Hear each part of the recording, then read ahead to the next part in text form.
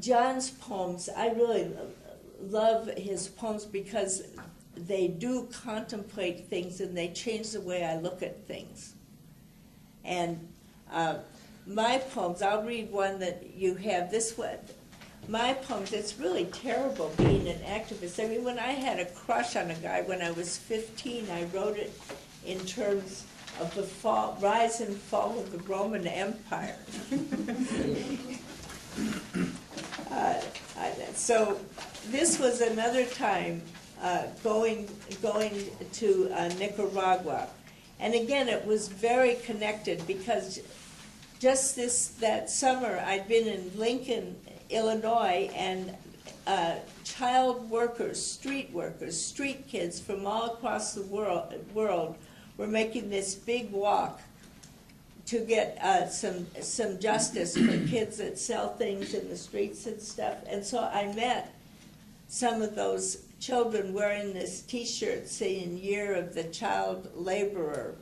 And when I went up to this dump, the giant city dump of Managua, Nicaragua, which is a huge city, and in this dump, children work.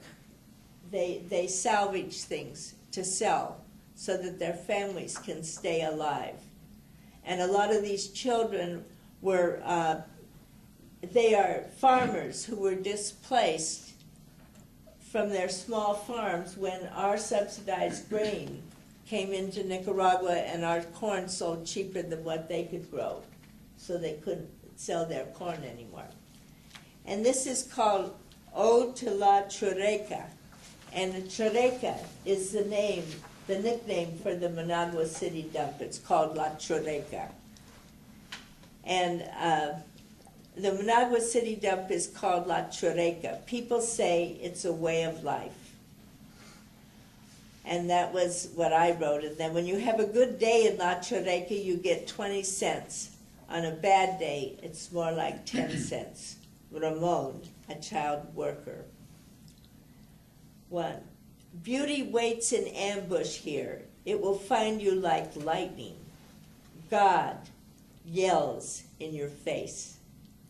So I look for something hidden, the workings of a system that feeds on and produces hunger.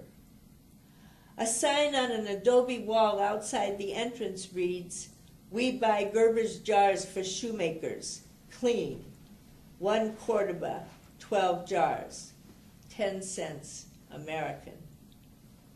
At 9 months, my dark-haired granddaughter Emily liked everything except the meat.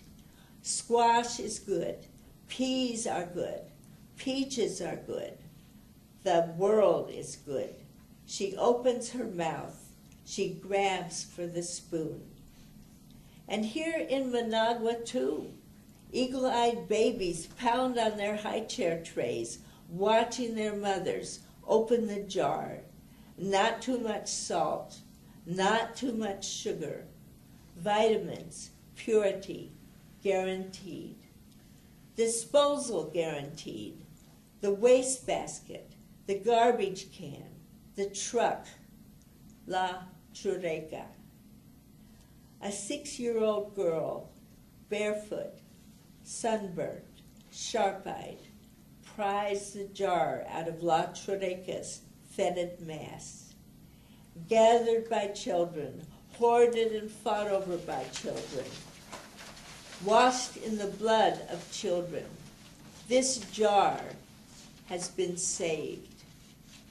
It is shapely as a Laffer curve, righteous as Reaganomics, global as God. The girl puts out her thin hand.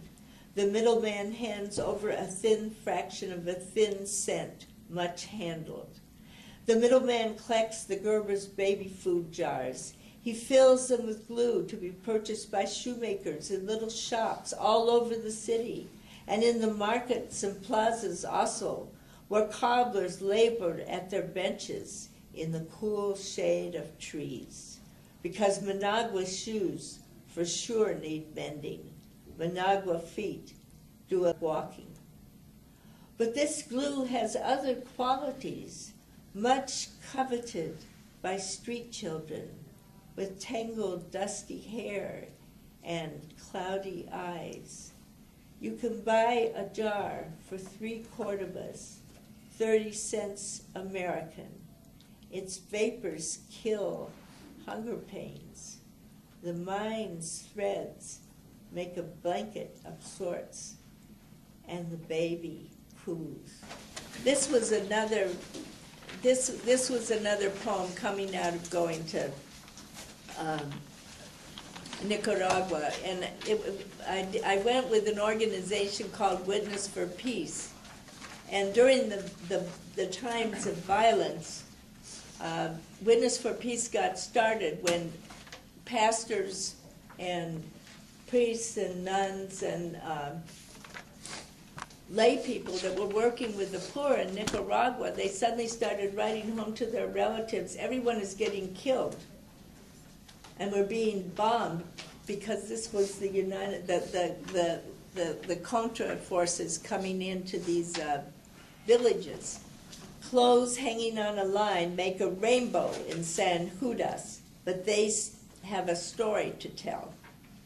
You buy them in little shops. They are called American clothes. They come from the United States. They are second-hand clothes, clothes the big retailers couldn't sell, clothes you and I sent to Goodwill. They are packed into containers and shipped on freighters to Nicaragua, Haiti, Honduras, wherever people are poor.